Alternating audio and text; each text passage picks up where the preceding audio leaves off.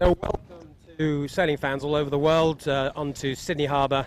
It's Sunday the 8th of December. We are live from the Camera Cat on the harbour with a exciting race in front of us. We've got nice conditions, lovely sunny day. It's back to a more normal situation. You probably all heard about the smog and the smoke and all the dramas happening in and around the Sydney area. Well, that's all for real, for sure.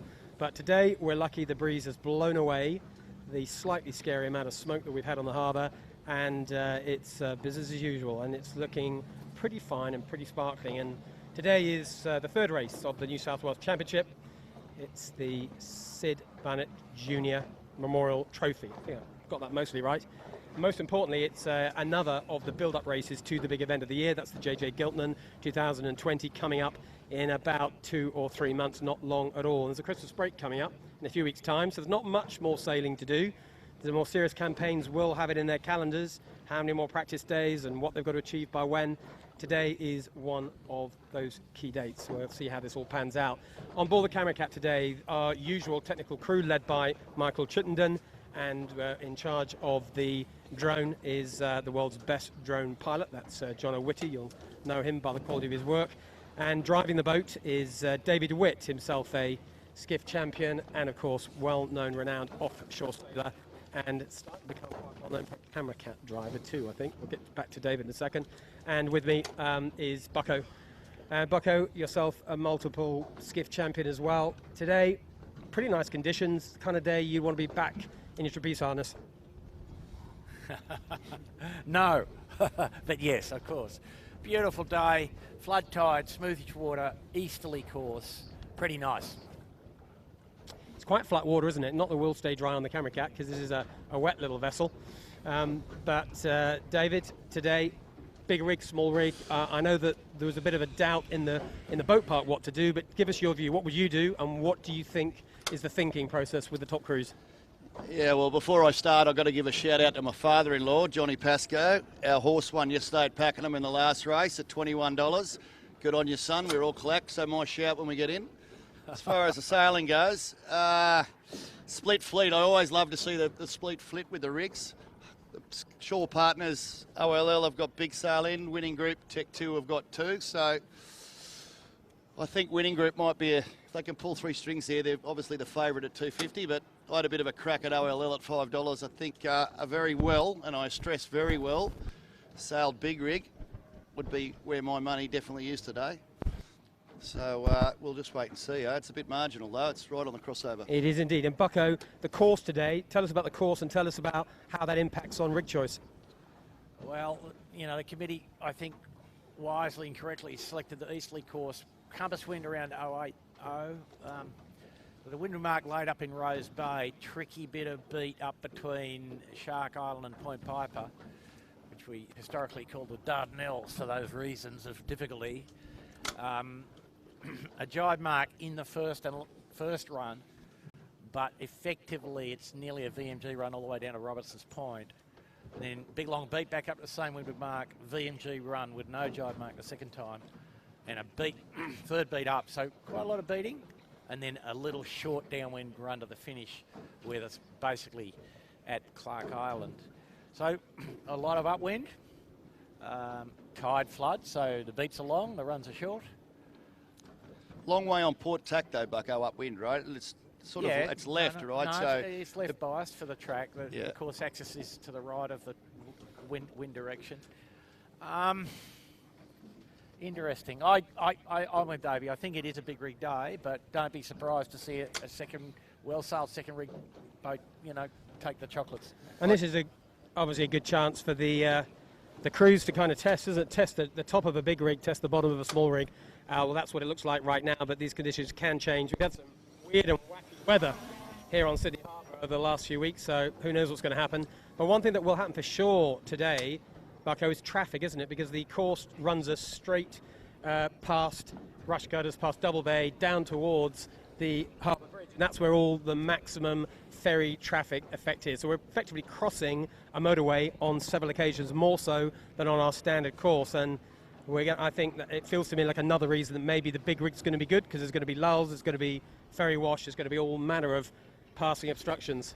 I just look up the course now and it's you know, it's right in the top end of the big rig. I got told I had to be nice to the RM Marine boys, Marcus Ashley Jones and young Benny Piggott that went around the world with me, but I can't because I just saw him in the tide already. So Marcus, seriously, come on, son, you can do better than that. Yeah, he's running out of weeks to get all that boat handling sorted. Last week we saw, of course, the winning group, who's just on camera right now, managing to get herself just to the front at the top mark for the first time. And you'll probably remember, if you watch the race either live or recorded, you'll have seen how they stretched from then onwards. Buck, a little bit of that is the thing you often talk about, which is as the crews get tireder, technique is really king. But we could see on screen a lot of this was boat handling. Every time they tacked and jibed, they took a little bit. And by the end of the race, their lead was huge. Today, same kind of deal, I think. Yeah, I think you're right there. I mean, unfortunately, you know, there's enough alterations to the other crews in the fleet that, and Noak Sailing isn't here today.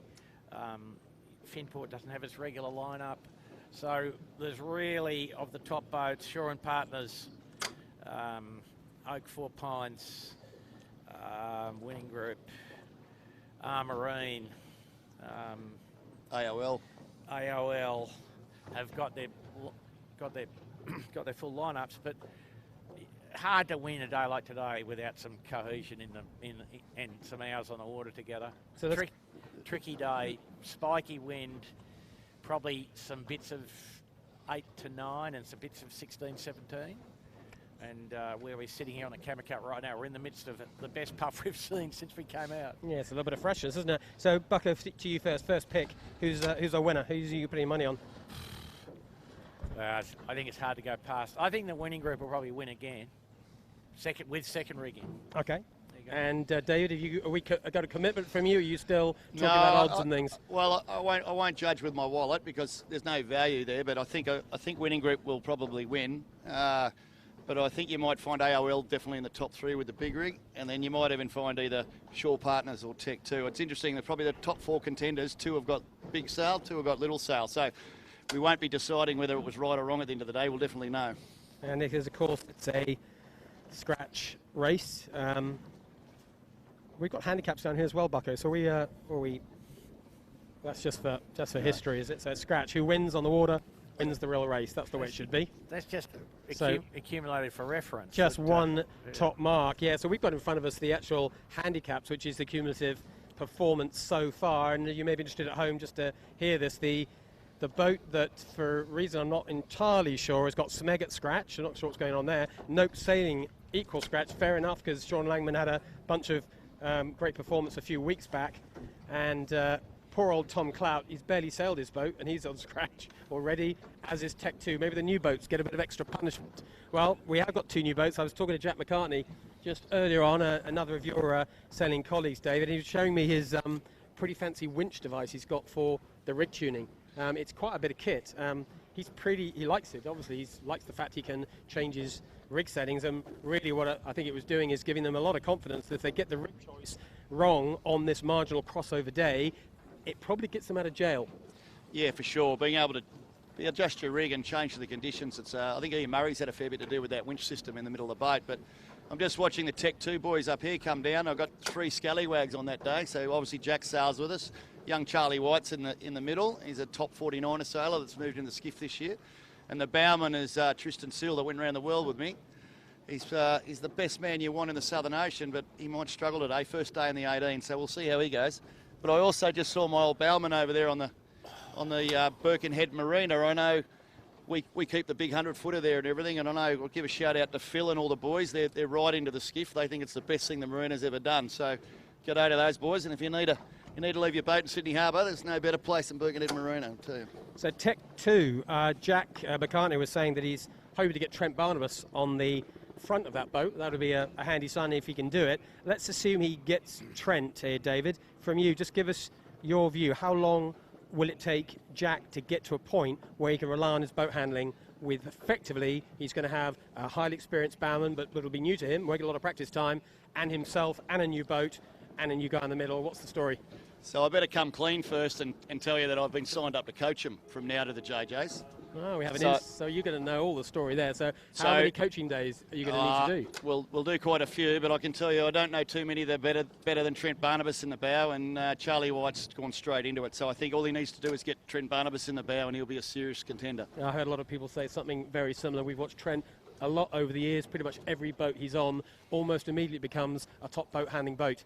No coincidence. That was the 5-minute gun you heard just about a minute or so ago. There's a 4 coming up fairly soon. We might try and get a camera on the flags, maybe, just to give you guys at home to get an accurate chance on a time check.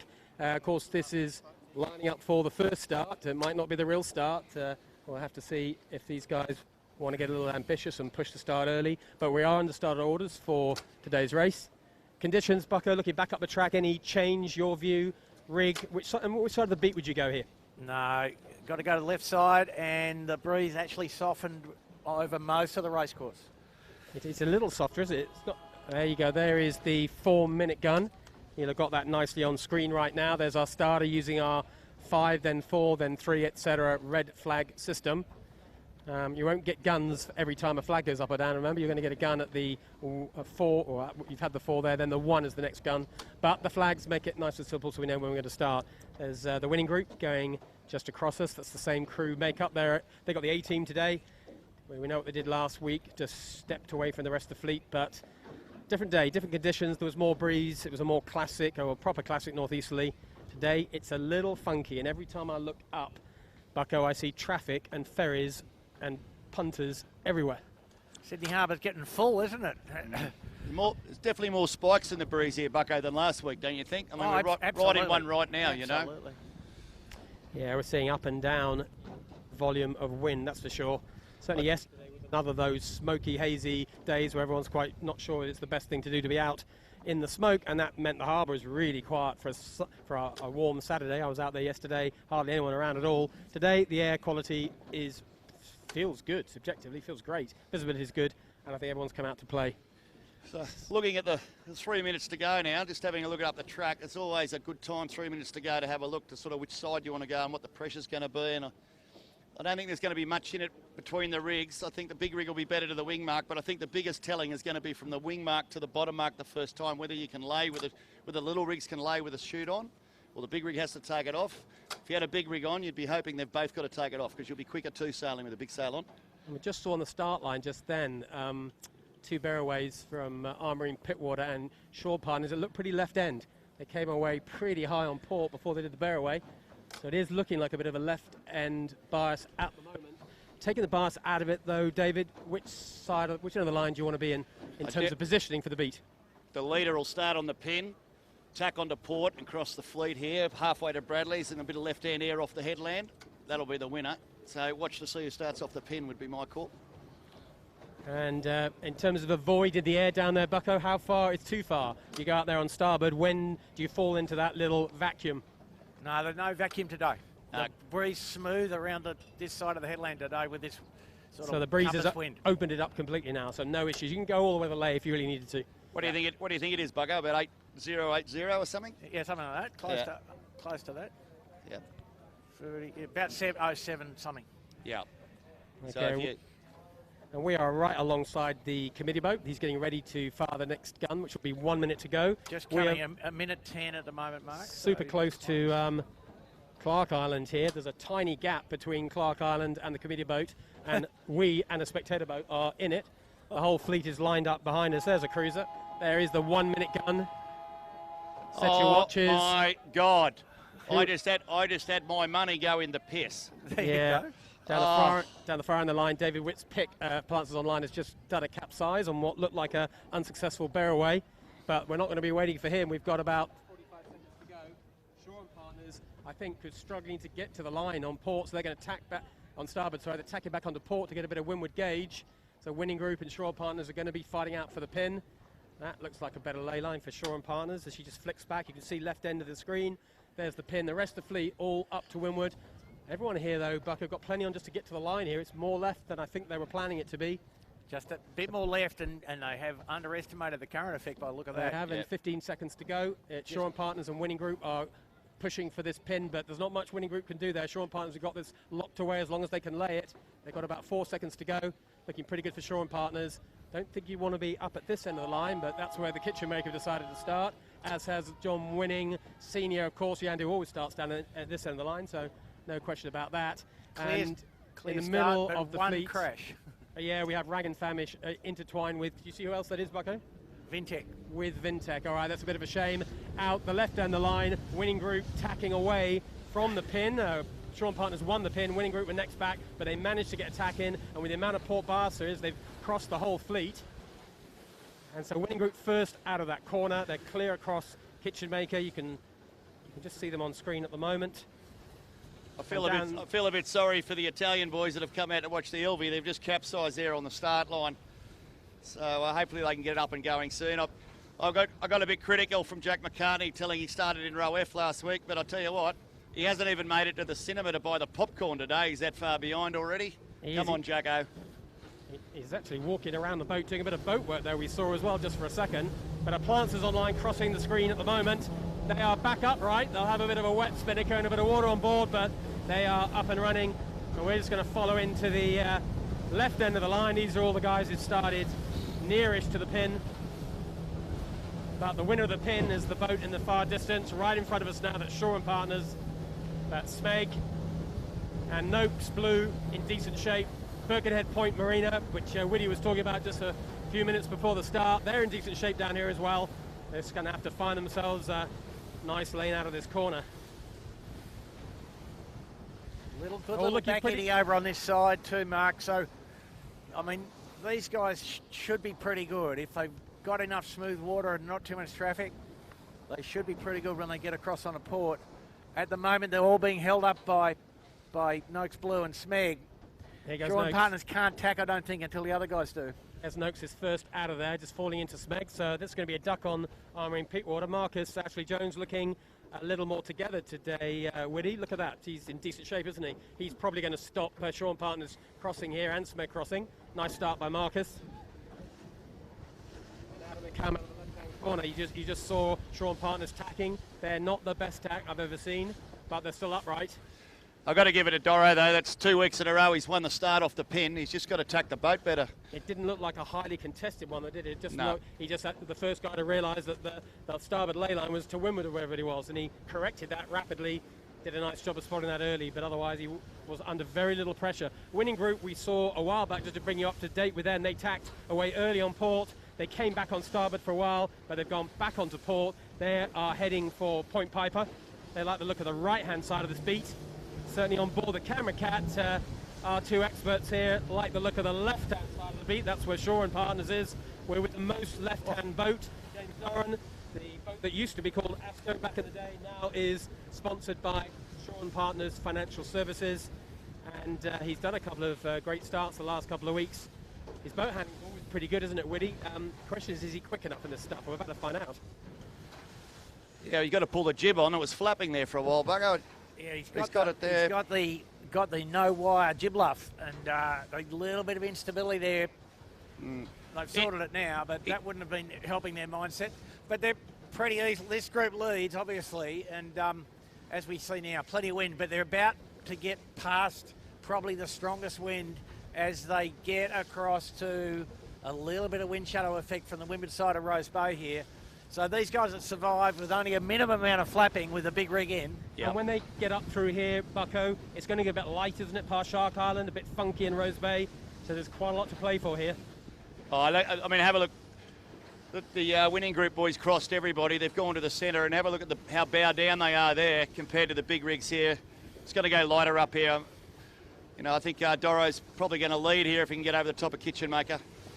And so get rid of a certain spectator cat. We are looking at the moment at the leaders right in front of us. You can see that catamaran, which is a charter boat, getting right in everybody's way, in a way that only charter boats can, with seemingly no perception of the damage they're causing. But there you go. I think Smeg will have that. Mick Lane will have a few choice words for this catamaran. James Doran, I think, is going to try and reach over the top of it.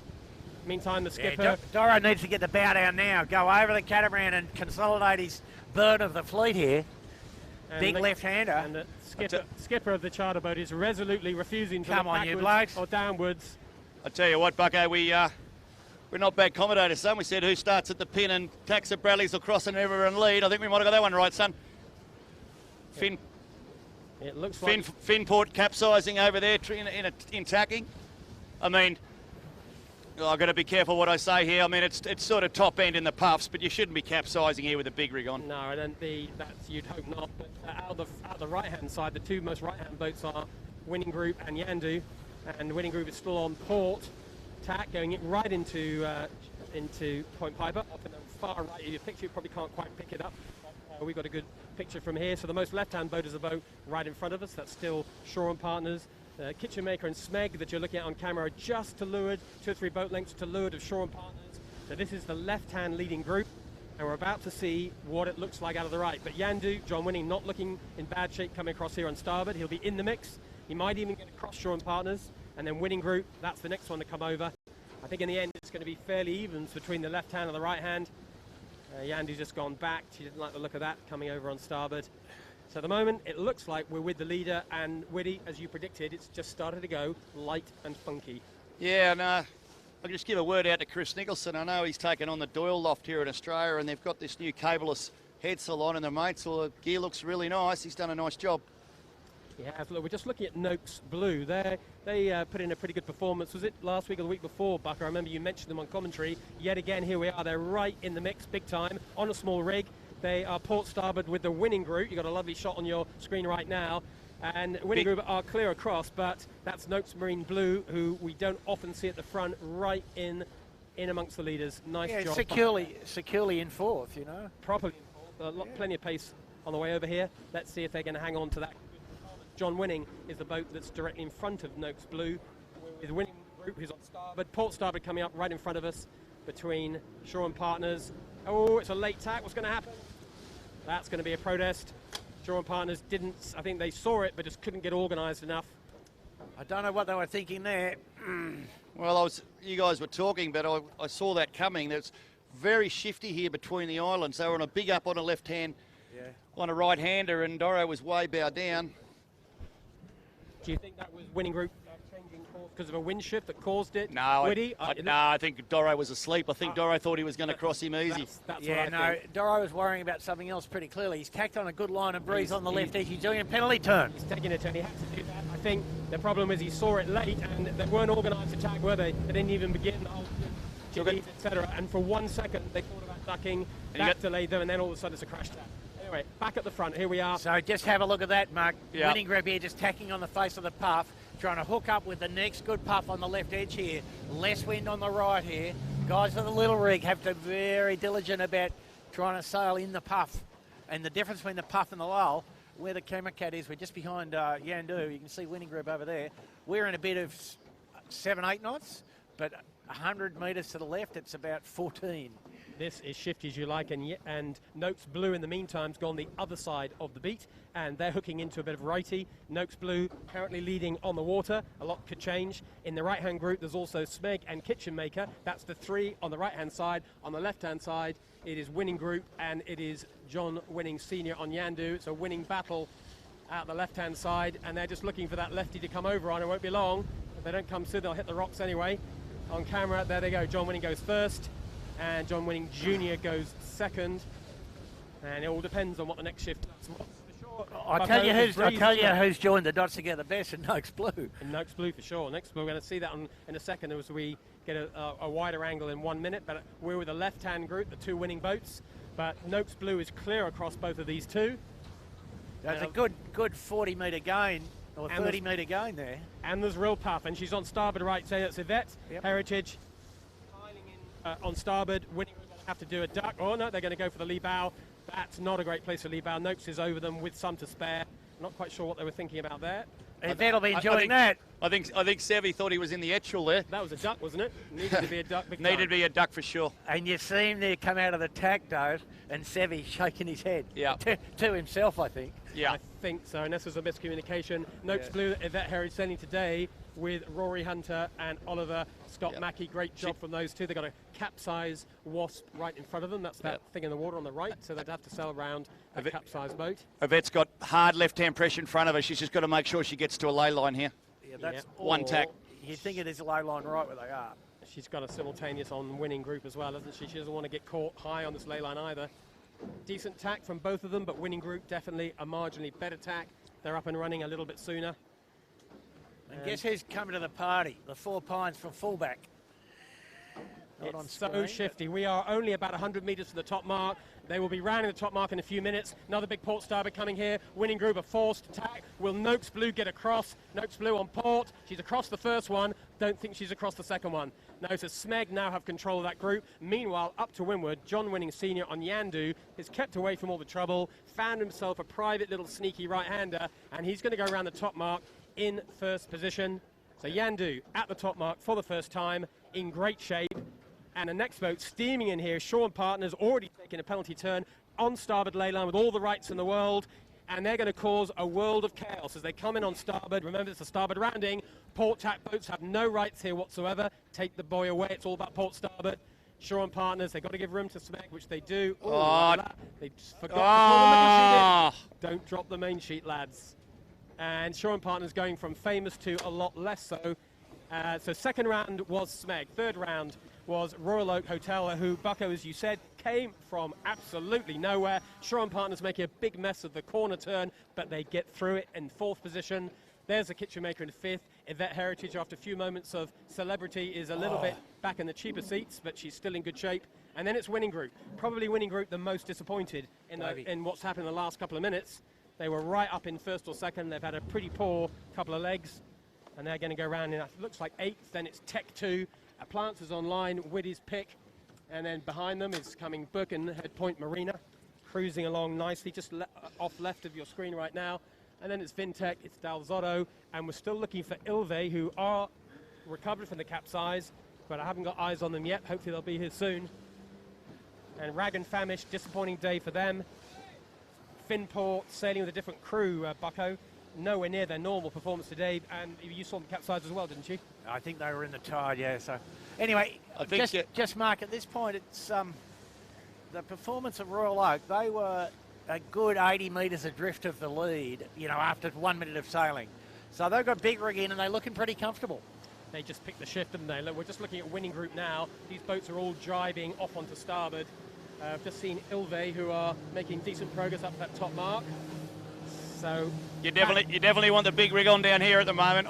Before I forget that Tucker Shaw Partners, they could have been second or third around there. Doro got me after last race, wanted to know what he was doing wrong. He did. They were both went into the boat before he turned the boat, but Harry Bethwaite went with them. You know, if they get the steering a bit out, the sheet in has to stay and keep the thing mast to the sky. I used to have to do that with his father all the time. Yeah, it kind of looks like they forgot the fact they were reaching on a fat lay, and they forgot Correct. the fact they had to go hard, didn't they? But there was plenty on that top mark. They're getting a bit excited with starboard rights. We've all been there before. Anyway, they got away with it because they ended up getting around in third or fourth. So, but my money's on the Royal Oak to lead here, Bucko. They've been, I mean, the last few weeks they've been almost getting on the podium, but haven't been able to sustain 3 laps. But I think they've got the right rig in, and they're looking actually pretty composed. Well, the interesting thing is, if you have a look at the heading they're sailing here on starboard, they're nowhere going to go from the wing mark. Everyone's going to be 2 sailing, so you definitely want a big rig on here to 2 sail. I think the little sails will fall out. We'll just go. You'll see, you know, and the breeze heads as you go towards the western shore, Dave. Armourine, not on screen, hole in the mainsail. Yeah, we're just behind Armourine Pitwater, who's bailed out downwind. They've got a nice big tear. That looks like a human being falling through a sail, doesn't it, Widdy? What would be your guess? It's 100%. It might even be 2 human beings. And if it's Ben Piggott, that is ordinary Ben Piggott. Very ordinary Ben Piggott. Through the gap. Widdy, you're not the skipper today of that boat, okay? Calm down. So let's get back to the race here. And our leader is currently looking like somewhere between Smeg, Yandu, and the Royal Oak are in great shape. It's and the Aussie VMG, it's a VMG run here, Bucko, isn't it? It's all tactics now. No, Yandu's winning.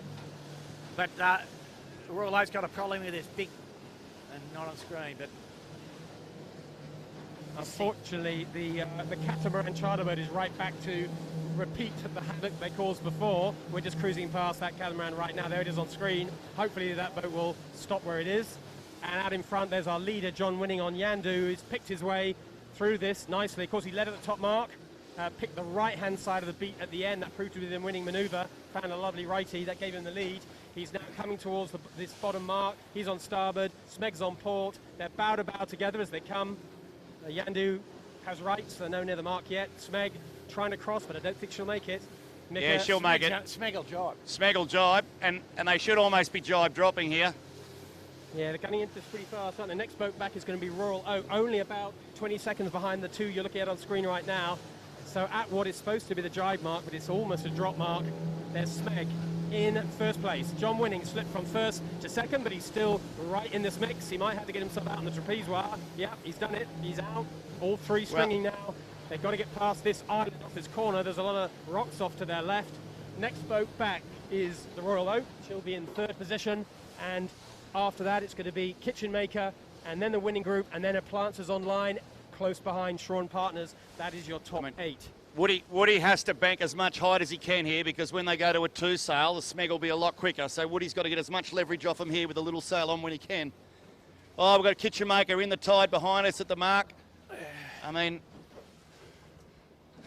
Doro's done it. Doro's almost at a capsize. He He's done a 360, and he's probably going to be 4th or 5th at the bottom mark here, so he's going quick, you know. And he's just jibed inside the Winning Group. That's back at the jibe mark. And so Shaw & Partners go round in 6th. The Appliances Online are dropping their spinnaker. They're going straight for the 2-sail reach option. It's a bit more headed behind us there, Bucko, isn't it? The first two got away with spinnakers. The group behind are going to struggle to use spinnakers. No, yeah, but they didn't get the low line right into the jibe mark. And the old rule here, Dobie, you know, we used to have a slightly different course to this, but the jibe mark used to be further down towards Garden Island when I was a lad. But looking at Yandu, they're in pretty good shape. They will carry almost to Fort Denison and then drop. Yep. And it's hard to see Smeg, the big boat guys the big rig guys catching back up to them actually on this leg. Well, when I said Woody had to get some leverage, he's got some serious leverage there now. He'd be good 30 seconds by the time he gets to the top mark. That's just all shorter distance, isn't it? Just shorter distance to the finish, to the next mark. So it's a big advantage for Yandu. And right in front of us here, we're just looking at coming alongside the boat as Appliances Online. And on screen, we've got the Winning Group, and we've got Shaw & Partners on the left of your screen. And those two are both managing to hang on to their A-sails.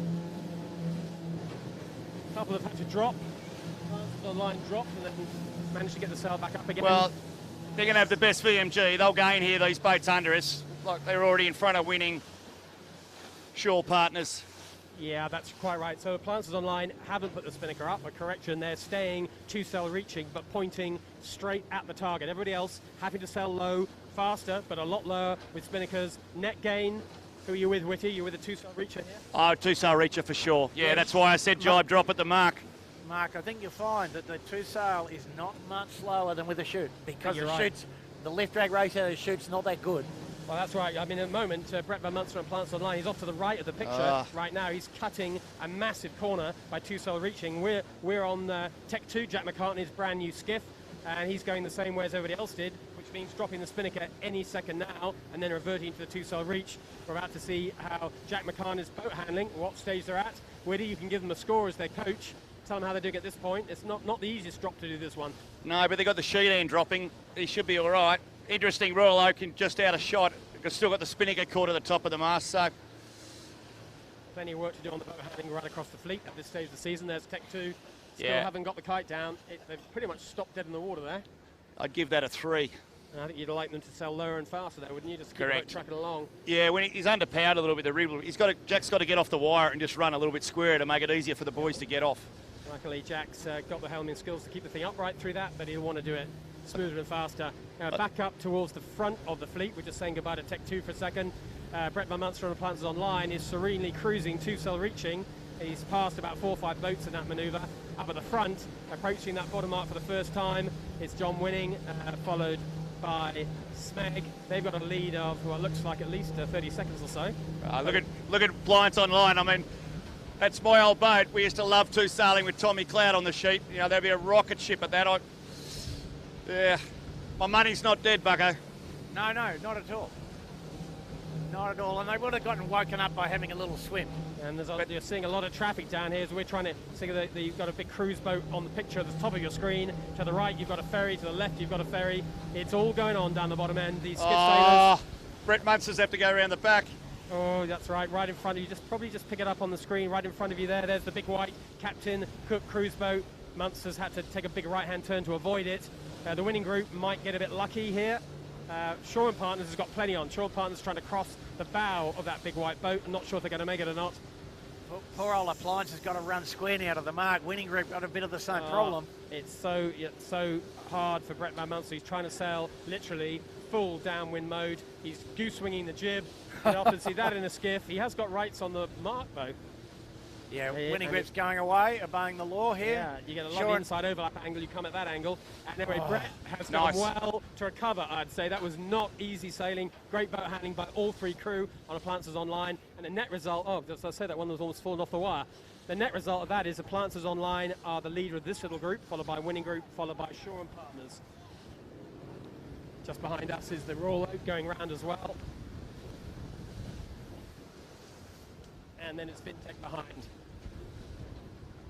Up at the front, I think we all know where we stand, but up at the front it is still Yandu in first, followed by Smeg, and then the group that we're in amongst are the next best, which is Appliances Online, tacking away right now. Royal Oak, who's just behind the camera cat, they're in about 5th position. Witty. Just going to do a little manoeuvre. And then it's Shaw and Partners. So we've done one lap. Well, we can call that a lap, can't we, Bucko? Now that's a proper full lap, right down the north side of Sydney Harbour, off Kirribilli, pretty much. And a breeze hard left here, and this is going to favour the guys on the left edge again, I think, significantly. Winning group just taking the option of clear air and probably more wind in the middle of the river, but not looking that comfortable with their second rig at the moment. I'll tell you one thing. When they're uprange big rig, you can really see the ones that struggle to handle the boat. I mean, it looks like 25 knots with a little sail on some of these roundings. Yeah. I see Smeg did a great job there. They came around clean, went hard left, and you know they're going to be. I wouldn't be surprised if they lead at the top here, the Smeg. Yeah, that would be where you'd put your money, wouldn't it, Dave? I mean, they're quite fast through the water, and now they're in clean air. They've got nobody to worry about, and it looks like the spectator traffic. And after diminished. Once Royal Oak got round, we got a little bit up close and personal with them. After them, it was then Rag and Famish, Tech 2, Birkenhead Point Marina, Del Zotto, and then it was Noakes Marine Blue. So Yvette must have had some kind of a problem on the way down. We didn't quite see what it was because she was 4th at the top mark, 5th at the end at top mark, but was right in contention. Hasn't had a great run all the way back down here, but a long way to go yet. And after her is a Kitchen Maker that I think did a swim at the jibe marks. That'll be why they are so far back. And then there is Ilve, who are getting a little closer to Kitchen Maker, but they are bringing up the rear at this point. That is the end of the first lap. And just to the left of us, there is one of the Sydney Hobart boats, Comanche, just been for sale today. That's one of your Oppo for the Hobart, isn't it? I haven't seen them doing a lot of sailing this year, but maybe they've going to bring it all late in the day. But I'm a bit like yourselves. I haven't seen you doing much sailing this year in the harbour, but I hear you've done a couple of events the rest of the year. Yeah, we've been busy all year going around the world, so we'll be okay, but they'll be super strong. They're super strong. I was just having a look at the skiff here. Tommy Anderson's probably having the best race he's had in a month here. He's done well to get round there with no problem. We might just catch the leaders, eh? Got the big rig in.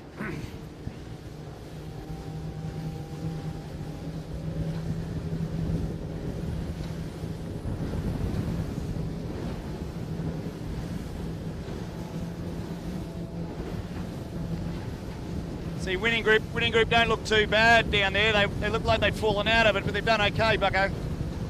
Yeah, fair bit of traffic on them as well, though. Yeah. You know, they're going to suffer from these two ferries. Sydney Harbour, a pretty busy place today.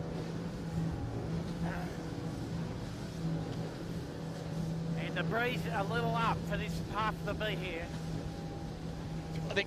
I think one thing that is completely underestimated in this course is traffic management, and I don't think there's any surprise here that Johnny Winning, who's been doing it longer than I've been alive, done the traffic management the best, and he's out in front. Staying out of trouble, it used to be called, brother.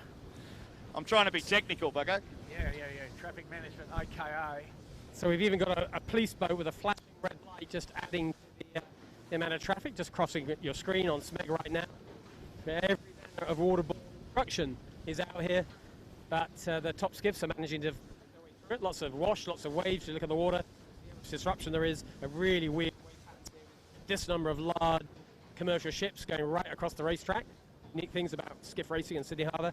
You got to manage the traffic. It ain't going to go away. Just make the best of it. John Winning on the Yandu, clear leader at the moment. Had a good race all the way through the race. I remember she went early into Point Piper on that first beat and was neck and neck with Winning Group up into that top mark, but cut to the right just at the end of the first beat. That gave him the break. Since then, he sailed beautifully downwind, managing traffic back upwind. So your leader at the moment, John Winning on Yandu, in first position, being hurried and harried and generally given a bit of pressure on by Winning Group. That's skippered by John Winning's son, John Winning Jr., Herman. And in third place, it looks like it's SMEG, the boat we're with right now. With just and SMEG, cameras on Yandu. So that is your top three. Over Winning Group looks enough at this point, yeah? Yeah, I mean, we did say at the start, we thought a well-sailed big sail would be right at the front. And, you know, the two boys on the SMEG, they've won a world title with Lee Napton. Ricky Bridge and Mike McKenzie, they know how to do it, so... Correct. And they'd be, you know, their results have been a bit up and down. And it's unlike them to be sort of like that. And, you know, I think they're just getting more cohesive, though, as they accumulate time with Mika on the steering stick. Well, I think part of the problem with Mika is he hasn't sailed with them before, and that's right. They'll be telling him he's doing it their way, not they're doing it his way, so he's just got to get in sync with those boys. And so now we're looking at them in the up-range puff, but the bow's up, the boat's still sailing okay. They're not staggering, they're still roaring along. They're definitely in a high mode. We're Winning Group, which is on a small rig. They look a very different mode. They're not inside the mainsail at all. We're just off the right-hand side of our picture, and they are just going fast forward all the time. So I think we're going to end up with a Winning Group, and Yandu are probably going to be on top two, but the group behind this first three that we've been talking about is still Shaw and Partners and Appliances Online, both looking in good shape. Tech 2, Jack McCartney's new, not much further back. And also seeing a bit of form from Vintech. Haven't seen a lot of them. Vintech are just behind this lead group, in decent shape as well. Mark, a bit rowdy in my microphone, mate. I didn't hear much of that, but travelling with Yandu, John will be enjoying this. Yeah, he ever the competitive sailor. Woody said that John was recruiting a crewman only a matter of hours ago. Yeah, he was, but he certainly found the right phone number, didn't he? He's doing well. Do you know anything about his crewman? No, I don't know anything about his crewman, but all I know he's done a fantastic job to step in like this. They do have the little sail on, though, I will add that, but they've been sailing really well, and he's just lifting around the front of SMEG here, so John's clear in the lead here. Yeah, no, they're in the lead still. That's correct. And it's Bucko's feeding little rig right now, isn't it? If you could wish yourself, you'd be on a small rig. Just remember what happens another 500 yards up the track. That is true. It happened last time up here. The wind went light and funky in Rose Bay. In the end, John Winning did well because he picked the shift really well, not because of the small rig. But it is going to go light and funky up there, and well, we'll see what happens. But John Winning repeating what worked last time, taking the right-hand side of the beat as you come up through a narrow little gap between Point Piper and Shark Island. Just to leeward of the boat you just saw on the right-hand side of the screen just then is the Winning Group. Only less than 100 metres, 70 metres to leeward, pretty much bow to bow, both on going into Point Piper. We're about to see a bit of tacking action here, but John Winning Senior on Yandu has got all the control. But the next leg, Mark, pretty much straight line, no jibe run. The big rig boats should be able to make some yards. So both these guys with little rigs, Smeg the first with big rig in. Interesting times. The Winning Group tack over onto starboard, and John Winning Jr. is well and truly gone. He's clear ahead. They're looking like they've got their rig fairly powered up, setting their as you'd expect, coming up to the top of the beat. Smeg in the hunt though. Smeg only adrift by 4 or 5 boat lengths, 5 or 6 boat lengths perhaps. And this is where the big rig comes good in the lee of the hill here, Bucko. Exactly. So you see these guys now trying to join the dots together just wind-wise, not worrying about the angle too much, worrying more about staying in the pressure. So Smeg carries on right into Point Piper. Make your choices now. Yandu's done the same thing, got all the way into Point Piper as well. She's straight in front of Smeg. Just see out the left-hand side of your picture just now, and there's Yandu tacking, middle of the screen, and Smeg will be falling right into the corner of Point Piper. They are the two on the right-hand side of the beat. Meantime, Winning Group has gone to the left-hand side of the beat in this narrow section. Yeah, the Winning Group just tacking now. Is it not on screen though? We're travelling with Appliances Online we have at the moment, just crossing behind us on starboard, coming over to try and join in the party. Oh, I think Brett Munster joined some dots here. He'll be right back in them here. Yeah, so Appliances on 4th or 5th, but in contact, David, just. Yep. But this run will be the telling leg. Whoever can get this one right, the gains available pretty significant, I'd suggest. Right now, Winning Group, you just see them on screen. They're back on port. They've found some pressure. Decent heading, not famous, not a big lefty, but decent amount of pressure. And they are coming across to Yandu. They've closed the distance into Yandu. Yandu's on a pretty low starboard tack. You see them just on the picture appearing now. There is Yandu on the right, Winning Group on the left, and here is Smeg going straight across the middle of the screen. There is your top three, nicely framed into one shot.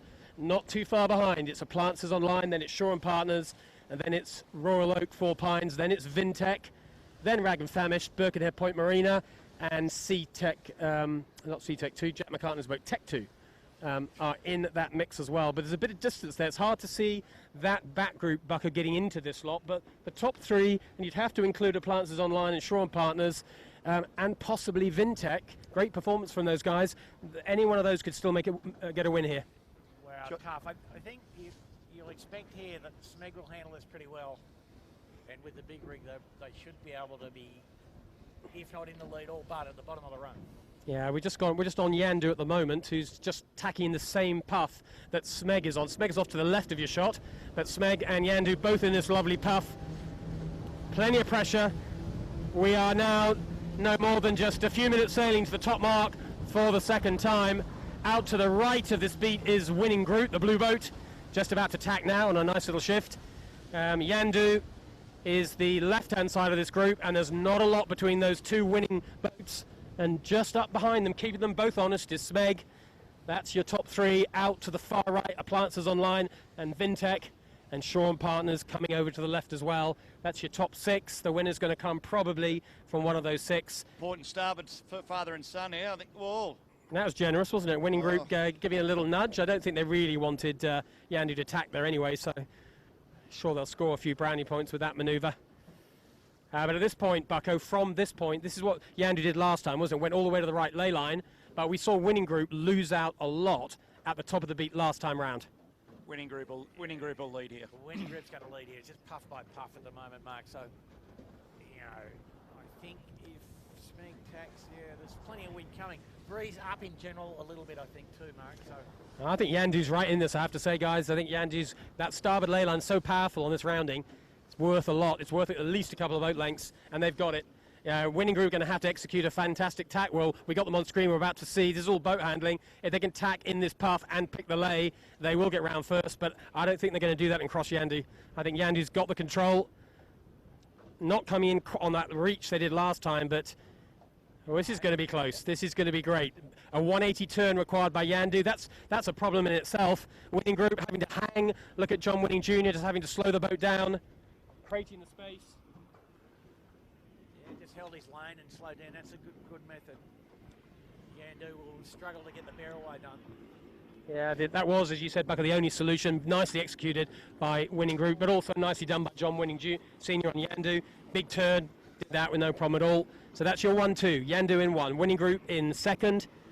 Next around is Smeg, who will be just crossing the picture there. You just saw it on camera just then. There's the two winning routes, pretty much doing a like-for-like hoist on the spinnaker. I'll tell you what, I don't think Woody should lose the phone number of the sheet hand. He was just perfect on that two-sail around the mark, tacked around the boat like that. He was perfect. That's how you do it. It was a lovely manoeuvre, wasn't it? The whole thing was, and they didn't make the mistake that we saw in Sean Partners by forgetting to pull the mainsail in before they went round the mark. Big. Smeg having, not on screen, sorry viewers, but Smeg Yeah. getting the bow down on the windward mark in a big puff. Amazing. So the guys are going on port jibe just down to the point, and then a big long starboard jibe all the way to the bottom with heading breeze as they go. So it'll be pretty interesting. So we've got Sean Partners on screen right now. We're on the starboard lay line. Sean Partners on starboard lay. For the Royal Oak is also on starboard lay, and Vintech having a great day today. Lured, she's right in the mix, and off on the left-hand side of the beat, that is Appliances coming into the top as well. Sean Partners go round in fourth position. Then it'll be Royal Oak and Appliances online have got themselves a little port starboard action going on, but Appliances just scrapes past. Sean Partners hoisting in a monster puff bucko behind us. We're about to see these boys take off. Great positioning. Yeah. And I mean, Smeg didn't do a very good job here in front of us, but good puff coming, and Just putting the drone down. they would be optimistic about their chances. So after Sean Partners, it was Appliances online, and both of those boats are in a great puff. We're in amongst this ourselves. Plenty of breeze here. Drone down, David. Slide out. And then behind them it is Royal Oak, and then it's Vintech in close company, followed by Rag and Famish. Then it'll be Del Zotto, and then it'll be Tech 2, and then Noakes Blue just behind Birkenhead Point Marina.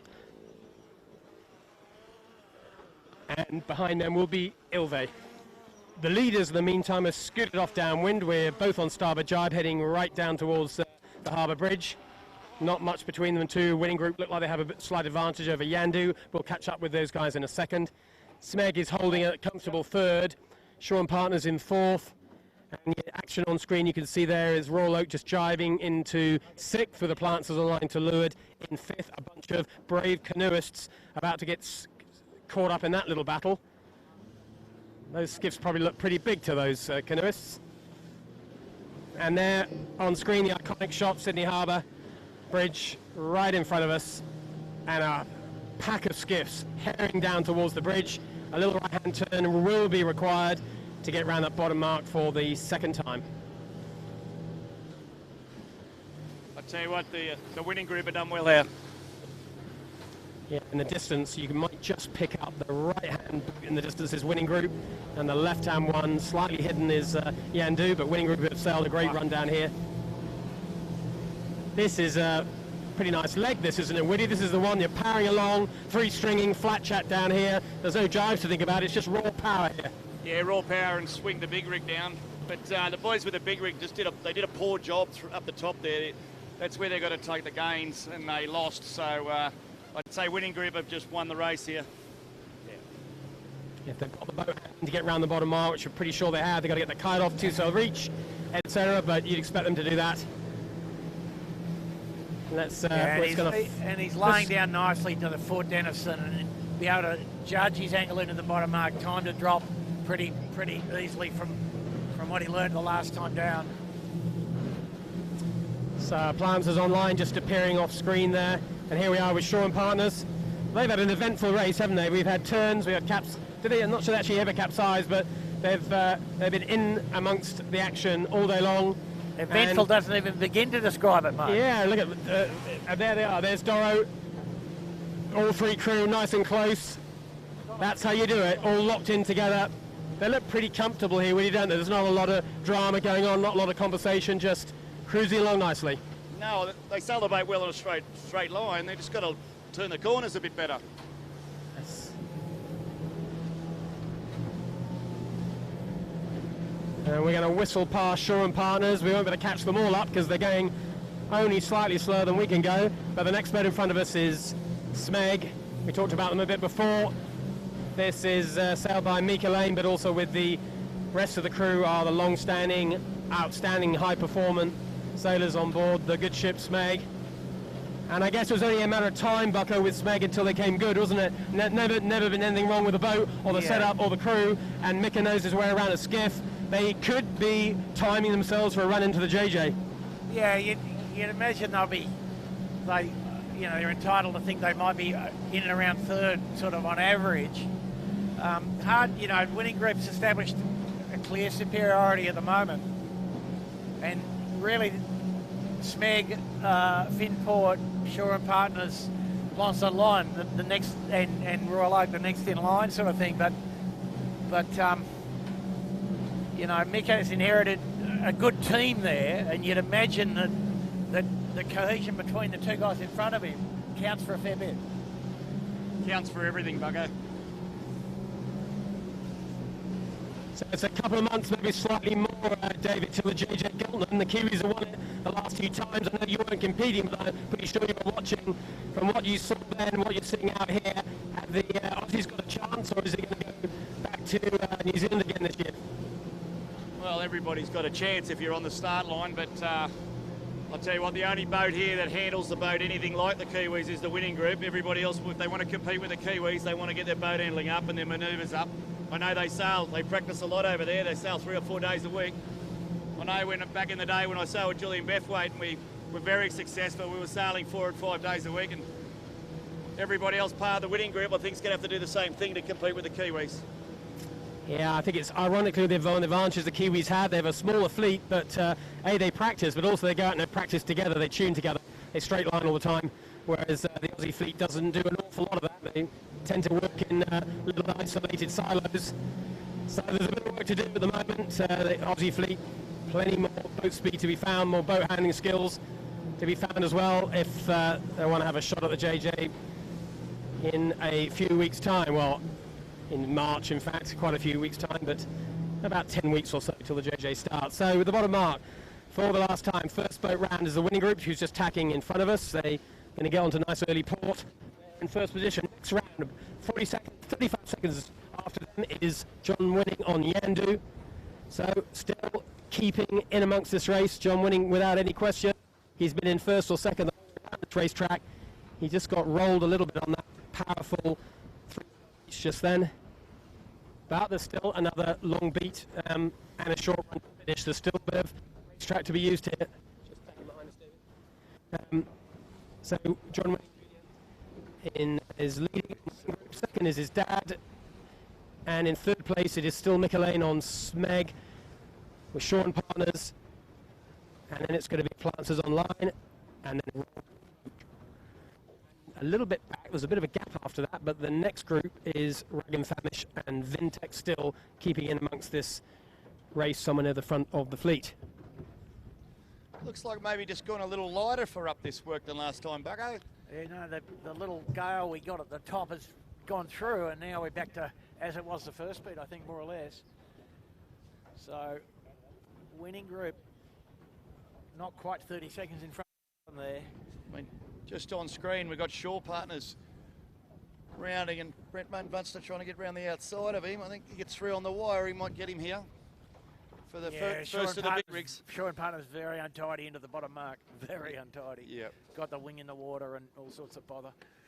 So that's not good. That's cost them any chance of getting on the podium, I would suggest. But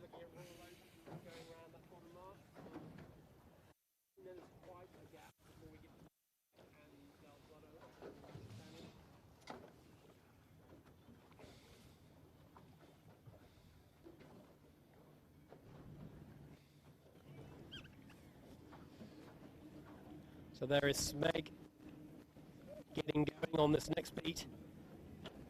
So Smeg is one of those maybe could bridge the gap. Would he possibly to get up to that top Kiwi level? They've got the boat handling skills, haven't they? The setup's fine. Mika Lane's going to be fine. They just got to have just a bit of time together. Yeah, they did. There's times when you get to the top mark and you feel a little bit ginger, and you got to just get it away. And that was one of the times. If they got it away in that big puff, they'd be half that distance to the leader now. that's exactly right, Dave. Question for me, Bucko, is can this Aussie fleet, without going 2-boat, 3-boat, 4-boat testing, can they get the speed up to the right level? Or do you think Winning Group's got to that level and now it's a matter of boat handling, or where do you think the gaps are? Well, Well, winning group looking increasingly convincing as they get their hours up. But amongst the Aussie fleet, we don't have a reference point. Well, Finport has been the best handled boat, but they haven't sailed enough. And we can't see consistency from the rest of the blokes here. Yeah, well, from what I've seen in just the last 2 weeks, and I watch the TV every day from Hong Kong when I watch, there's not a lot of boat speed problems, Mark. You know, anyone doesn't seem to be much quicker. They just handle the boat better, tack the boat better, get the sails, the spinnaker up and down a bit better. So I think, I think the Aussie fleet's in a good shape as far as boat speed goes. They've just got to put some more time on the water. You know, it's 14 knot big rig and you can't pull the boat away at the top mark. You're never going to win anything doing that. Yep. Unfortunately, that's the summary, Mark. Where it is. Well, But does that mean we agree again, Bucko? we just don't want to get to the end of the JJ if the Kiwis win again and wonder what went wrong. At least if you know what went wrong, you do something about it. So that sounds like the advice from the camera cat is more time on water, handling, don't worry about your boat speed too much. Just get super slick on the corners. A little bit here and a little bit there. I'd love to be out here today with Tommy Anderson and Tommy Clout in the AOL, I'll tell you. Be a perfect day for us today. I mean, and Mark, the other thing, you know, this fleet is a little bit too dispersed, and once you add the Kiwis into to the front part of the fleet and the front part of the peloton, the decision-making pressure doubles. So these guys today, you've seen them exhibit pretty bad decision-making under competitive duress. And that's going to be a problem for the winning group because they can sail around pretty much unpressured and win. As soon as they come to the JJs, they're going to have Kiwis all over them. So I don't know how they deal with that. But they've been, I mean, it looks to me, David, as if, you know, Sebi's got that outfit tuned up. They've been patient. They've been not infringing. They've done the right thing here today significantly on a couple of occasions where they took an awkward but correct option. Yeah, I mean, they're pretty much, apart from making too many tacks up that first work, trying to tack under boats, they sort of got to get that out of their system, but apart from that, they haven't made a mistake, really. Their crew, their boat handling is way ahead of anyone else in the fleet. Yeah. The only, as I said, the only Aussie boat that's in that same ballpark has Finport at full strength. Yeah, and we haven't seen them this year, have we, Bucko, really, at full strength? No. Not enough, anyway. If they're going to compete. You don't get better at it leaving it on the trailer, do you? That's for sure. Okay, so we're getting to halfway up the last beat of this race, and we're just going to catch ourselves up to the winning group. We just had Yandu on camera there for a while. John Winning Senior, sailing a great race today. He's got a lot of control going on, sailed that first beat beautifully, and he's done what he had to do for the rest of the race. And as Woody said, he's probably solved his crewing problem. I know he's been swapping sheet hands pretty much every single race this year, which doesn't make it easy for him to perform. Maybe he's just found a keeper. See, unfortunately, we've got the Elvie just to the left of us here in the tide, so... That's a second swim, isn't it? I always used to say you never win any, you don't learn much in an 18-foot skiff when you win, but you learn plenty when you're on the fin. The best learning experience, Dave. Absolutely. So that's Ilve, second capsize today, hoping to get themselves upright. So they're not going to be troubling the scorers today too much. And there's more breeze coming our way any second now. There's winning group, the boat we've just been discussing. Probably at this point in time, the best hope for an Aussie chance to reverse the fortune of JJ Goldman, which has gone for last to Honda Marine. David McDermott, his guys. And it hasn't just been David, has it, Bucko? The whole Kiwi contingent looked strong last time round. At one point, looked like they could have even got a first and a second. They got a strong group there. It's not just one boat. They all push themselves pretty well. So we'll see what happens. That's 10 weeks away. Yeah, I don't have any inside information to give there, but they'll come and they'll be good. And I saw that Josh Parevsky, who's one of their top skippers as well, was crewing on a Nacra 17 Yeah, I did see a couple some of days video ago. of that, So actually. he's broadening his skill set. He's obviously one of the top 49er sailors. Obviously decided that with Burling back into the 49er, that maybe he wasn't going to qualify, so he's flipped classes. Not a bad plan. Bucko, if the winning group had a good, strong third little sail breeze this year with this rig? No. So it always, I mean, it looks fantastic here, but the last 2 weekends it's been very bottom end of the little sail. sometimes Yeah. it's quite difficult to get a little sail to go as well in 20 plus knots as it does in 14 knots, doesn't it? That is correct. That is correct. But they've sailed away from the fleet on this beat. Big long straight line, poor tack. And they're going to lead here by 1 minute and 20, I think. Yeah, it's going to be probably, isn't it? It's extending here. They're looking super comfortable. There's a little bit of that whole better technique, possibly better fitness, but also on a day like today, they're leading. They can tack where they want to, clear air. That makes a big difference too. It might be John Winning's shout at the Chinese restaurant tonight, because at the moment I think his son's going to win, and John Winning probably win the handicap where he's placed, I would have thought. Yeah, so Well, I think I think Matt Coots might be, the guest of honour. well.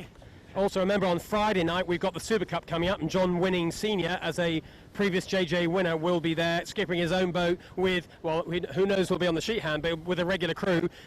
He's got to be one of the favourites, and the boat in front of us, this is the winning group, that's going to be skippered by Sevi Jarvin, who's obviously on the main sheet today. He drops back to the helm. John Winning Jr. won't be able to sail because he's away on a business commitment, but they are going to be super strong. Obviously as a top boat with only one crew change, they're going to be very strong indeed. Woody, you're going to do the Super Cup too, aren't you? Do you fancy your chances? If it's over 15 knots, I rate my chances. Well, yeah, let's hope it is. Let's hope it is. Let's hope it's plenty. At the moment, the forecast is 12 to 15, but a long way out. There's 5 days away. We'll wait and see. We've got some other big names doing the event as well. If you just follow the website during the week, you're going to find out who's competing, and the start is about 5 o'clock. So dial into that, watch that live if you live in Australia or this part of the hemisphere. If you are watching us from abroad, then at your appropriate time, watch the recorded version. 3 short races from about 5 till 7 this Friday night. All the legends to be racing the boat. You have to be a previous JJ Gilton champion and or a Olympian. But it's mostly JJ champions sailing on current boats, current crews, current sails, so all competitive boats. Everyone's got a shot at it. Make sure you join us for that. I think, apart from having one nice big long tack on port here, Bucko, I think one of the other things is this is the last lap. There's been quite a hard work on the forward hands with they're the big oars little tight with the chutes on, and we know Sammy Newton's in the bow of this boat straight off the F50 for Australia. He wouldn't even be able to blow a candle out. I think some of these other boys will be full of lactic acid at the moment. Yeah, he handles it physically very sort of commandingly, doesn't he? Doesn't ever look stressed. And these guys look like they're having a lot of fun in the boat as a group. Well, they're all pretty good mates too, aren't they? Which always helps, Yeah. And I think, Sam, he's a fairly unusual guy, quite introverted sort of fellow. And he's a Newington College boy, they tell me.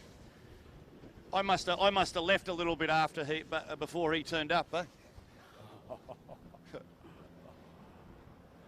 He's different. Should we try and pick up some different boats? Yep. We can sort of hang here maybe and pick up a third, fourth, fifth sort of thing. Yep. These guys are just going to cruise on. Yeah. Woody almost in backwards there. Yeah. Look at this little puff, though. Wow. Oh, dear. So winning group looking in great shape to take the win. They head up to Rose Bay for the last time. It's just a short run to the finish. We'll catch them as they approach the finish, I'm sure. Let's look check into the rest of the fleet. John Winning Senior on the Yandu, just on screen right now, tacking in a bit of a lull. He's looking like he's got his second pretty much sewn up if they can just keep everything calm. But behind them is quite a nice battle developing between Smeg and Royal Oak. And the Shoreham Partners has dropped back a little bit off this group. So it looks like it's those two and Appliances Online. There's the battle for third, fourth, fifth. And last week, Bucko, I watched the movie of the race. There were a couple of very, very tight finishes, weren't there? Like literally the odd millimetre between, I think, 2 different finishes. A short half head is called in the racing trade, mate. Super short half. Yeah, it was very tight indeed. So we'll see if that happens again today. But at the moment, as we Woody's off here. Did you say barring accidents, mate? I did say barring accidents. Come on. That's taking a little swim here. There we go. Get it on camera now. Come on, get in, old boy. Get in, old boy. Drag him in. Keeping the boat staying at the right angle, which is actually getting him out of jail here. No, they're fine. He's kept the right angle. If he tacked or borne away, there would have been a chaos just then. But he managed to somehow keep his tiller hand at the right angle. So a good recovery. He's nearly not quite recovered. Absolutely no way I would have got back board at 66. That was some agility for his Time in life, nice work I from think John if we Winning. just come around here, I think the whole race is for third here. We've got 3, 4, 5, very close here, and we know it's you got to join the dots here. So whoever the smart one is, we've also got Royal Oak here too.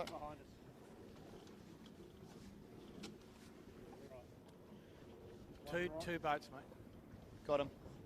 And Royal Oak is good. So there is Smeg and Appliances Online. That's the battle with Royal Oak Hotel as well, who's just about to cross over on starboard to join the other two. 3 boats all going to come into your camera in a second, into your screen in a second. This is the battle. Royal Oak Hotel just being crossed by Smeg on port and Appliances Online, nothing more than 5 boat lengths behind them. It could be any one of these 3. It's shifty as you like up here in Rose Bay. Plenty of pressure up here, but you've got to choose the right side.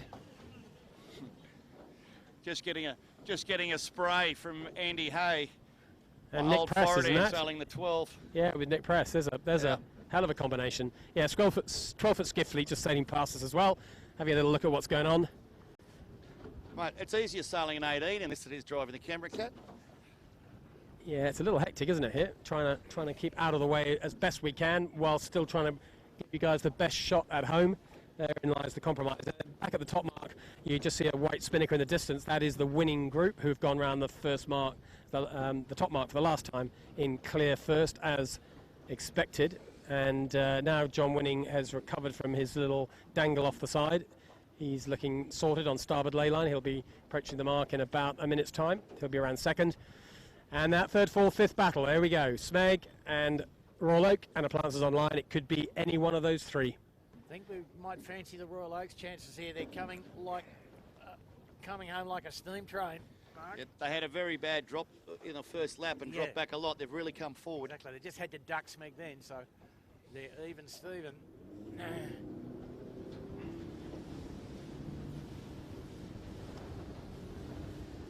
Just got Winning Group on. Oh no, you know they say you never go broke backing a favourite. I should have backed him at $2.50. Yeah, Winning Group This just... today difficult enough that the boat handling has risen, and obviously they're pretty fast through the water, so Yep.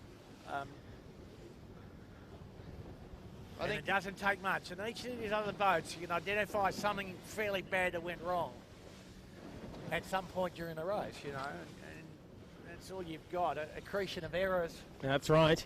I'll still stick that a very well sailed big sail probably would have still won today, I think. I think that you're right, Davey. I don't doubt that. So a minute 50, Mark. There you go. So back at the top mark, we're just watching Winning Group just then sailing back off towards Point Piper and the finish. She's probably about 2 minutes away from the finish. Clear win, she's going to win the race for sure. Yandu has just gone round the top mark. That's the white spinnaker off the right of your picture. She is round in second. And the third, fourth, fifth battle is right in front of us right now. There it is. Royal Oak on starboard. Smeg coming in on a nice port ley line. Plenty of pressure. Appliances has always been the back of this group of 3, but there's plenty of runway left. Anything could happen. Any one of these 3 could get the third place. So now, if Smeg lay here, if Smeg managed to lay here, which, you know... Looks skinny, doesn't it? Well, Royal Oak's made a big decision. They had him port starboard there. They should have gone bow down and made Smeg tack. If Smeg lays, as you said, but Smeg has almost got enough room to actually 2-tack it now. There's a bit of a gap behind them. Smeg sailing super skinny, super slow. They just want to get around this, and I think they're going to do it. So Royal Oak's crossed and extended, and then they've laid. That's a bad mistake. I mean, the Royal Oak goes quick through the wall, and they handle the boat quite well, but they lose the boat-on-boat battle tactically. I think that's 100% right. I think we've seen that a couple of races this season. They've got plenty of pace and plenty of tactical ability to get to the top mark, but they somehow come off second best on a bunch of one-on-ones. It's a pretty new team, though, Mark. I mean, give them Fair some enough. credit for getting... Oh, I'm giving them plenty of credit. I've been really impressed by how consistently they get to the top mark in such good shape. I mean, it's really good. They've just got to win those one-on-ones. Today they didn't start well, and they didn't get the shoot off cleanly on the bottom reach, which is critical. So True. there's about, I would suggest, a minute and a half worth of error, if you like, and they're still in the hunt, more or less. Well, I think the most impressive thing is, Bucko, they've probably handled the bigger rig better than anybody with the big rig on today, and if they're a new team, they've got plenty of promise. That's right. So after Appliances Online went round, the next boat is going to be Rag and Famish. Tsunami, boys, Tsunami. Then it'll be Shaw and Partners, and then it's Vintech, and then it's Dalzotto, followed by Jack McCartney's Tech 2. That's your top 10. Birkenhead Point Marina are the next boat back after that, but we're going to concentrate on this battle for third, fourth, fifth. Appliances Online jibed away early. In front of us is the Royal Oak Hotel, who's the middle of the three, and Smeg went all the way to the left-hand ley line looking downwind. Right now the boat on screen, Royal Oak, looks in pretty good shape. Bucker, how are you seeing this? I'd love to be on the Royal Oak now. You know, the Royal Oaks dusted them here. Got it, jibed on the face of a good path. Smeg jibed in a lull, came out slow. Appliances might still be in it, but from here, Royal Oak should be able to get third, I think. Well, we saw this last week, didn't we? Several boats all coming down here as a pack of three or a pack of four, and it only got decided on the very last jibe, right on the line. Could happen again today. Off in the distance, the winning group are just about to cross the finish line down by the city CBD in the very far distance. So that'll be a win to the winning group. No bad things have happened to them. And John winning on Yandu. John winning senior looks like he's going to be taking a safe second place as well. But third, fourth, fifth, any one of these three can do it. They all want to make it. A little bit of bragging rights. Not many races left before Christmas, just Friday for the Supercup for those people who are taking part. And then there is a race on Sunday, then that's racing over until Christmas time anyway. And then we're back. I think it's middle of January. Is that right, Bucko? Middle or maybe third week of January? I forget the exact date. But anyway, you'll see the schedule on the club's website. Yeah, I think the third week of January. I think it is, yeah, usually third week. It's about a 3-4 week gap, but everybody gets here. Long Christmas holiday. Of course, it's summer down here in the Southern Hemisphere, and people are off on long school holidays or trips abroad, and one or two take the trip south down to Hobart as well, which can suck up a bit of time if you're on a smaller boat. If you're on a big boat, David, you're on a big one this year. How many days is it going to take you? It's 36 hours or 48 hours, something like that. I'm just having a look here at the race. And the Royal Oak, everyone's gone bow up here. They need a good puff to drive back on. I think Smeg's still got them, but you never know. They're a little bow down there, Bucko. They're a big chance. Yeah. It's super close, isn't it? Here we go. Here comes the cross. I say Royal Oak's got him here, Bucko. Yeah, no, they were in front on the previous cross. Yeah. It's Smeg trying to plant on them and give them some dirty air. Bad jibe. And, you know, the jibe is expensive. Royal Oak clean in front of those other two boats for dirty air. Appliance is going to hurt Smeg here, I would suggest, as well. And I think Royal Oak might be laying the line, in fact. So the three boats that you can see on camera on from the drone shot, that is the three boats we've been talking about coming towards the camera. We're just behind them. So we've got two different angles, but they're both sailing towards the finish line. We're less than about a minute and a half from the finish, so they've really all got one jibe left, two if they get their angles wrong. All three from the angle we're at, they're all pretty level. The right-hand boat looking downwind's got the advantage. That's Royal Oak. Smeg, Appliances Online, but anything can happen into this finish. It's not the longest finish line. There's a little bit of pressure on them to find and pick the right lay. But Royal Oak have got all the control here, Bucker. They've got to mess this up to lose it. Yeah, they just got to make sure they just don't overlay the lay line. But I think they make fairly good decisions on, usually about these things. So they just got a synchro jibe with Smeg a bit as well. So there they go. And their jibing's been very good. All three pretty much go simultaneous. Appliances, of course, led the charge in to try and make something happen. Yeah. And the other two have gone. Charging at the Smeg, and causing them to heat up. That lets 4 Pines off the hook. Yeah, 4 Pines is going to get nice. Not an obvious amount of bias. Maybe the boys slightly biased, but not enough to make a big difference.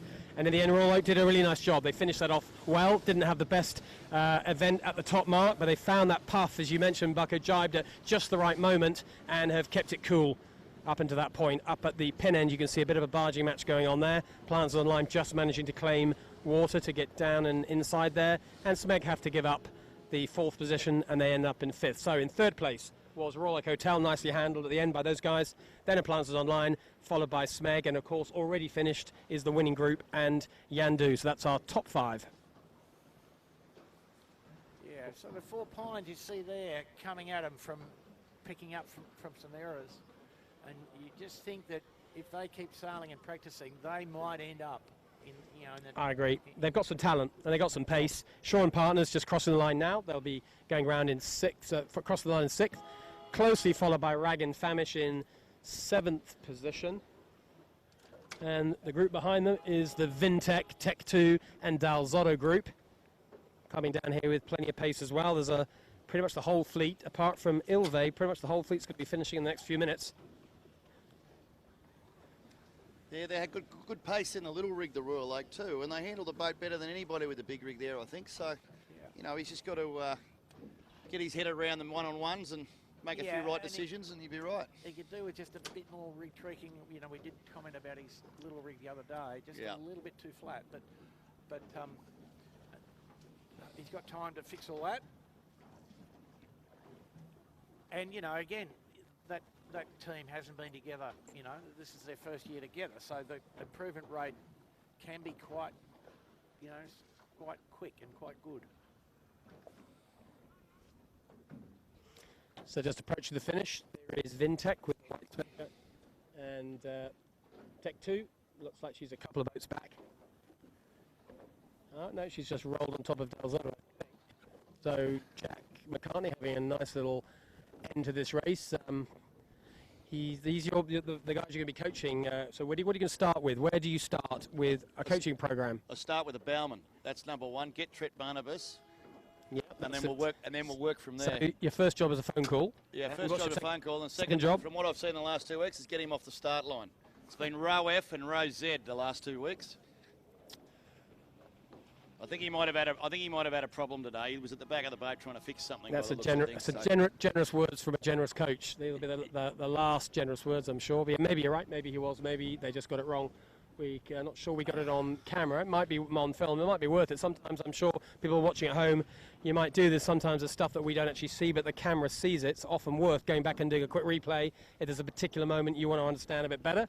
Tactical or rules issue or whatever, that's the great thing. Just go back and watch the YouTube recorded version. Those recorded versions are available whenever you want them. You can even go back to the archive and watch JJ Gilton races from a year or two ago, or right back to about 5 or 6 years ago, if you're so inclined. Certainly, from a coach's point of view, being able to go back and watch today's race where you're going to get a decent amount of footage of your boat, assuming it's not right at the back of the fleet anyway. You're going to get a decent amount of airtime. Great way to analyse what's been going on. I think Jack will be fine. I mean, the boat's really good. It's brand new, and it's sort of pretty quick from what we've seen. He's just got to get the cohesion together, and he's used to my brutal honesty, so he'll take it on board well. And do you think, we've got Kitchen Maker about to cross the finish line, do you think Jack is a better skiff sailor for having 2 years out, being a big boat guy, or is he going to be rusty? Good question. I think the good guys are good in anything. No, right? he was, the way he sailed, what was it, Armarine a couple of weeks ago, he sailed it impeccably. So that's, you know, him stepping into the back of an existing platform with an existing partnership in front of him. Yeah, but you get Tret Barnabas in the bow in a couple of weeks, you'll see a huge difference. Yeah. So just crossing the finishing line, Noakes Marine Blue, Yvette had a fantastic first part of the race. Remember, she's one of our leaders at the top mark for the first time. And then it slightly unravelled after that. We didn't quite see exactly what went wrong, but I think they might have had an issue at the first jibe mark, possibly. Maybe a capsize or maybe just a boat handling issue. I think they had a little intersection with somebody on the run. Right, that would make sense. And just behind Noakes is going to be Birkenhead Point Marina. And then after that, it's going to be Ilbay. That is your race for today. Thank you, everyone, for joining us. It's been a nice day on the harbour. We didn't get as wet as we thought we would do. David DeWitt, thanks for driving and keeping us dry. Beautiful work there. Hope you've seen enough to arm yourself with coaching notes for Tech 2. Good luck at the Hobart, coming up in a bit. And look forward to seeing you on Friday at the Supercup as a competitor. And Bucko, thank you as well for, as ever, insight, analysis and telling us what the hell's going on out there. Looking forward to Bucko also be with us for the Supercup on Friday. We'll be picking the bones out of what we see in front of us. That might be quite entertaining. There will be. It'll be great. It'll be interesting. Time to have a go at me, Bucko. We'll be able to discuss our compatriot, Mr. Witt. Fantastic. And thank you to all our tech team, as ever, Michael Chittenden and his tech team, bringing the whole thing together. Thank you for watching the skiff racing, wherever you are around the world, whether you're watching live or recorded. Pleasure to have you with us. The season is just starting to get ramped up. It all starts to go into overdrive from now onwards. Only 10 weeks to go till the big event, but hopefully you can join us on Friday for the Super Cup. See you then, and goodbye. Good day from Sydney Harbour. Go the Scallywags.